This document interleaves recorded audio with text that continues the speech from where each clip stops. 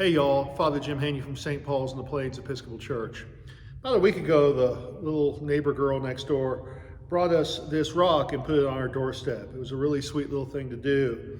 On this rock is a little verse from Scripture from the 34th Psalm. It says, "When the righteous cry for help, the Lord hears and rescues them from all their troubles." It's a very timely verse in the midst of all the troubles we're going through. I know many of us are crying to the Lord for help, a reminder that God does hear our cries and will rescue us from all of our troubles. That's a wonderful, wonderful promise to hang on to, if you will, a rock-solid promise to hang on to in difficult days. It doesn't mean always, though, that things are going to be easy. It certainly wasn't easy for Jesus. I've got Jesus on my t-shirt here, but it's Jesus with the crown of thorns. It is a Passiontide Jesus. We're preparing for Holy Week. We're remembering the suffering that Jesus went through on our behalf. Things were not easy for him. No one could be more righteous ever in this life than Jesus was. And yet Jesus had to endure on our behalf the full pain, the pain and suffering of his passion, his crucifixion. Just a terrible thing to imagine, and we will be walking the way of the cross with him during the next days, starting on Sunday and going through Good Friday next week. And it's interesting that Psalm 34 is on here, verse 17, because just a couple verses later is actually a reference that's picked up later in John's Gospel. A couple verses after this verse, it says, "Many are the troubles of the righteous, but the Lord will deliver him out of them all.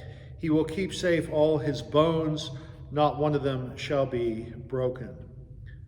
That idea of keeping safe the bones and not one of them shall be broken. Christians see that fulfilled in Jesus' crucifixion. The Gospel of John, that's an important message for John, that Jesus is our Lamb. And that on the cross, when the legs of the other two bandits, the two brigands that are on either side of Jesus, when their legs are broken, they don't have to break Jesus' legs because he's already dead. And John sees that as a fulfillment of this very scripture. He will keep safe all his bones, none of them will be broken.